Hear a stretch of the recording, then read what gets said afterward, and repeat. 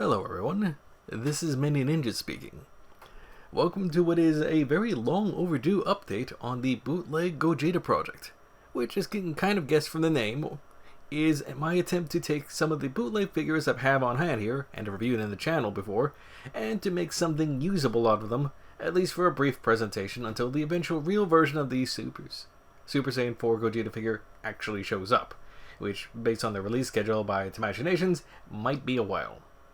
So, the general gist of where we are at this point is I've cobbled up a lot of pieces together from both the bootleg Super Saiyan 4 Goku, Vegeta, and now Broly moving figures, as I had to actually steal some additional joints from that to make up for some additional breakages that have occurred off camera by this point. And now we have what should be a mostly viable figure hastily assembled together, or kind of disassembled where necessary, and my attempts to prime and paint them. Mostly at this particular point of the footage, still trying to get the whole primer thing down. Now, for context, the primer I had switched over to, just because of it was a general better coverage at the time, for most of the bits was the Veho Surface Primer, namely the plain white one, not the gray or the black one. Does a good job for a lot of the materials, but in terms of the joints, no, it was having none of it. So, because it was doing such a poor job of adhering, plus admittedly some parts where I should have probably prepared the joints even more so than I had thought necessary, basically everything kind of just peels off to the paint rub. So, how do you deal with that? You have to sand it off, all the old stuff. Scrape it off, all this old stuff that didn't want to peel off. Polish it some more to sand it a little further down to hope you get past the paint rub. Try priming again. Did it work this time? No? Guess what? More sanding, more scraping. Polish it up again after going a little further down. Repeat your process of priming. Did it work now? No. Sand, scrape, polish, repeat. Sand, scrape, polish, repeat. So, yeah, that's pretty much the gist of why a lot of this has... I'm only showing you the video of this stuff now, and that's because I was having a lot of fun with the painting process. I have fun in air quotes there. Now, mind you, I have been learning... I honestly did learn a lot in terms of how to operate with the various airbrushes that I have had to go over that, which, by the way, I will elaborate on that statement in a minute. And generally how to kind of thin and mix the paints in order to get certain colors that I just didn't have handy. But it's been a trial to get there at that point.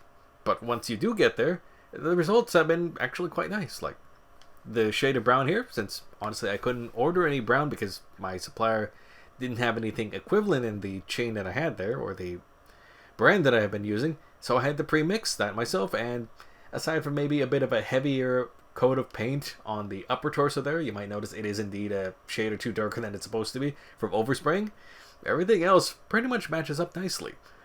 Now, as you can kind of see, the paint job is currently a tad shiny, but that's what a matte coat is for later on. Other than that, everything is going pretty well.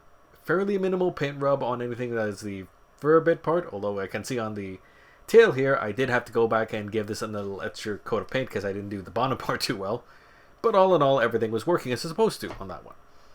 Even the hands, for the most part, not too troublesome. That one needs a little bit of touch-up, but it also involves an effect that this toy actually doesn't have, so I can kind of ignore that. Now, anything involving the joints, pain in the butt. Absolute pain. The hips especially. Keep scraping all the time just because it's rather malformed. And of course, because we're not having enough fun here, we also have our airbrush that we've been using for most of the project break randomly halfway through, I would say. Now, in case you're wondering what you're looking at there, that's supposed to be the nozzle that is supposed to be up front there, but pretty much it's snapped partway through. It's a rather sensitive part, so yeah, you're not supposed to mess around with that too much. So yeah, we had to replace the airbrush partway through, and of course we have to do a little more paint mixing. That's the same canary yellow, by the way. A very transparent color, to say the least. But in order to get the shade we actually want, we need to do a little careful mixing of colors, including using the same opaque red which probably clogged and killed the previous airbrush. So yeah, a lot of thinning involved on that one to get this to work. But eventually, we did get everything working, at least long enough to get it to this point. Finally, after what feels like many months of painting, and many more sessions of trying to put top coat in order to protect the paint job as much as I can, which you can see was not entirely successful in all parts, we finally have the Bootleg Gogeta in its current form, standing in one piece. Keyword is standing, and note you didn't hear me say done, because we're not done yet. What's left, you might be asking? I haven't done anything with the face plates yet. Those are still stock Goku faces. So, we're going to have to make some new decals for him. That's going to be in our next episode. We're also going to have to fix up certain bits where there's still a little bit of paint scratching. And once we do that all, the last step will be to hopefully find something that will be able to seal the thing up to prevent any further scratches, or at least really mitigate them, so we can finally put this in my display piece, or my display case. But that'll be for next time. For now, thanks for joining me, and I will catch you later on. Take care.